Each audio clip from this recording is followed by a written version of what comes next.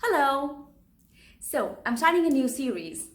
Now, I work with a lot of small businesses on their content marketing, and sometimes I see them making, a few errors, which makes their marketing less effective. And I wanted to share with you those mistakes and why you should do it differently and how. Okay.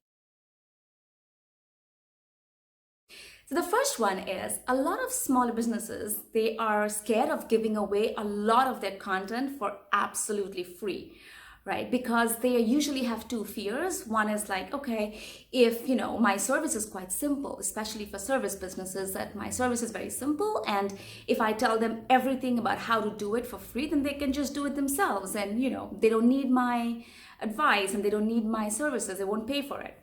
And the second thing, the fear that they have for product businesses as well is that, okay, if I tell them, everything, if I give away so much content for free and I show them everything, I help them, understand everything, then, they will not buy my product or service anymore. They might just go for a cheaper alternative and I lose out. So this is why it doesn't work this way. And bigger businesses are more confident of people still buying their product or service because they think they're more established and they're, more superior and they have the best technology, etc. So they're not so scared. And this is why small businesses should not be scared as well, okay? Because this is what your absolutely free 95%, 98% of your content, free content helps you do. The first one is it builds your, the awareness about your expertise. Now, if your friend, suggested, for example, like, okay, do you want to go watch this movie? And you've not heard of the movie, so what do? You check out the trailer and you look at the reviews and you make a decision whether you want to go for it or not. Your free content is your trailer. By writing or, doing videos or whatever, form of content you do, you're basically demonstrating your expertise to your audience. And you're, answering their questions by giving them detailed content. You're giving them so much information. You understand their challenges and problems and you're trying to help them how to solve it. So basically, over time, when you keep doing all of this free content, then it builds up, your expertise in their minds. When they look at your content and maybe there are comments in the end on your YouTube channel or your blog post and other people are like saying thank you for your content and this is so helpful, that works like your review. So give away all of it for free because that will help establish your expertise in the minds of your audience. And also remember that just because you give something away for free, just because you tell people what to do, they're not going to be able to do it like you do. They're not going to instantly become an expert and then fix something by themselves. They're still going to need your services. They're still going to need your expertise, but at least they will understand that you're an expert. Okay, so the second one is why you should give for free is because it increases your brand recall and your sales. So what happens is when you are writing and giving and shooting whatever, all of this content for free, then over a period of time, people remember your website. They remember, oh, okay, what was that YouTube channel that had all the answers? What was that website that writes so much stuff and gives so much information? They keep going back to your website. They keep coming back to you and they keep engaging with you. And eventually that could lead to sales. Okay, that's how content marketing works. So only when you give stuff away for free without asking for anything in return, without asking for making any demands, that's when you get something back in the end because you become their go-to brand. You become their top of mind brand, which leads me to the third point. Now let's face it, right? Not everybody who consumes your content is going to buy from you. That's not going to happen. Okay, they're not your audience. Maybe your prices are too high for them.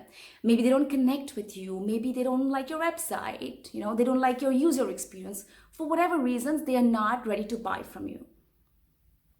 So, but in the end, they are, going to remember you because you are top of mind. And when somebody else asks them for, information about a problem they're having, and then, your audience who's been consuming your content will refer them. Will say, hey, look, there's this brand and I don't really use their services. I wouldn't really buy them, not for me, but maybe you can check it out, right? So that's how it also works, word of mouth. And additionally, when they are spending time on your content, when they are reading your content, watching your videos, What also helps is your website and SEO performance. Google knows that people are coming back to you again and again to get information, and it shoots you up in the rankings. So just remember that you have to give away free content to help people, because when people have a problem, they're not immediately going to, online or to other people looking to buy something. They are trying to make do with whatever resources they have presently to solve that problem. And if that means eventually buying something, that's fine, right? But at least, they know when they come to you that you know how to educate them, how to help them, understand the different details. And that's what works for you like a miracle in the long run. So do not make the mistake of thinking that you should not give away free content because they won't buy from you. There are other really long-term benefits. So the second mistake is not optimizing your content for your audience. Now, as a small business, I understand that you want to have as many customers as possible and grow your customer base. But, and maybe you've also done your research. You've also selected a target customer segment and you've built a buyer persona. Great. But you have to do more than that. You have to remember that not everyone who's consuming your content or looking for information is in the same stage of their journey. So the first thing is you have to optimize your content for search intent. So in the beginning stages, for example, people are looking more for information, and in the later stages of their journey, they're looking more to purchase. So, and many of these SEO softwares right now give you not just the keywords, but the questions that people are asking related to those keywords. So pay close attention to those questions. When people are typing in 2-3 words, understand what they're really looking for, and then try to optimize the content for that stage of that customer's journey, for that problem they're having and the solution they're seeking. The second one is optimize your content to your audience's feelings.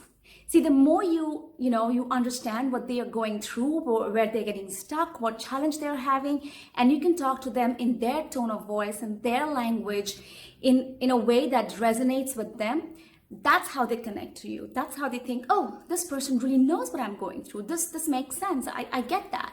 And they will get that you get them. And that's how, they keep coming back for more of your content. The third one is create the right form of content. Now, a lot of different people consume information in different ways. Some people are more literal, so they like to read. Some people, like to watch videos. Some people do podcasts. So create and repurpose your content in as many different forms as possible and see what works. See which one is, helping you, which one your audience resonates with most, and create more of that and distribute it in the right channels so that, they can actually find that information and consume it in a way that is comfortable for them. And the last and the most important thing is engage with them. When your audience is, looking at your content and maybe leaving a comment, reply to them. If they leave a review, thank them. If they are sharing something on social media, engage back with them. So the more you connect and engage with them and you build a relationship, that's how they understand that, you're on the same level with them and they come back to you for more. So good luck optimizing your content for your specific audience. So the third one we'll talk about is creating a lot of content without developing a brand. Now, I understand that when a business starts off, a small business is starting off, the first focus they have is getting as many customers as possible. That's fine. But what happens is, after the initial momentum, they start developing, jumping right into creating content without developing their brand strategy, which is as simple as developing an identity. If you think that works, then let me ask you a question. Have you ever done a Google search, and you've stumbled upon some content and you go to the website and maybe the content is interesting, but you have absolutely no clue who the people are, what this company is all about. You go to About Us and you don't see a person's name. You don't know, maybe you know where they're based, but you don't know what their mission is, what their vision is. What's their purpose? Why did they found, this company? Who are the people behind it? And you just wonder if it's really human, if it's like automated something. It doesn't generate trust. So before you develop your content, or even parallelly with it, determine who you are, what you stand for, and what you believe in, what are your purposes.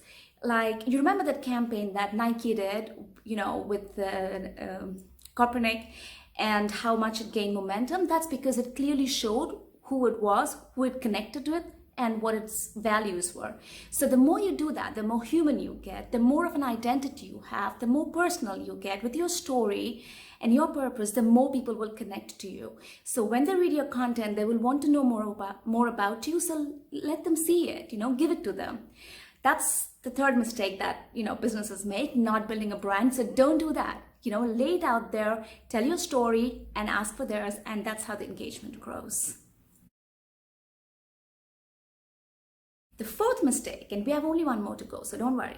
The fourth mistake that small businesses make is not using data to monitor and track their content efficiently.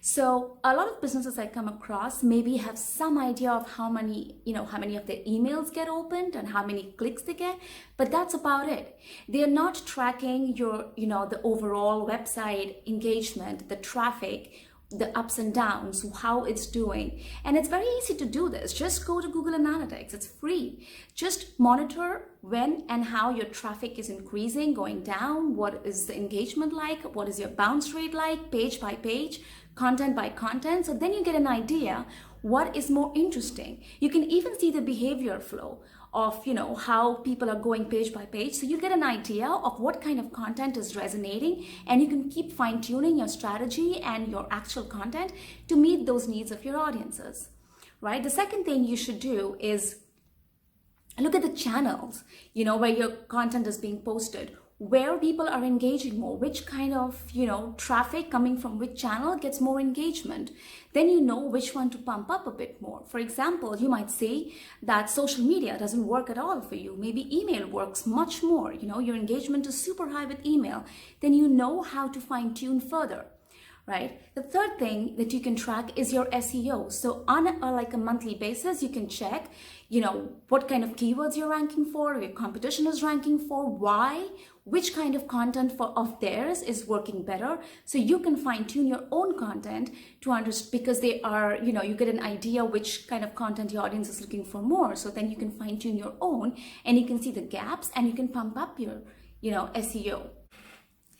Another thing that you can track is, where to put your ads or your guest posts. So when you are, analyzing, which kind of partners you should have and which website you should do a guest post on and which website you should do your ads on for retargeting, etc., or, just banner ads because they're relevant to your business, then just see what kind of traffic that page gets, what kind of engagement that page has, what kind of keywords it ranks for most, where, why people are going on that website on that page, what is their search intent, and then you can fine tune your advertising messaging, you can fine tune your guest posting, and you can be selective about where you want to, focus your efforts.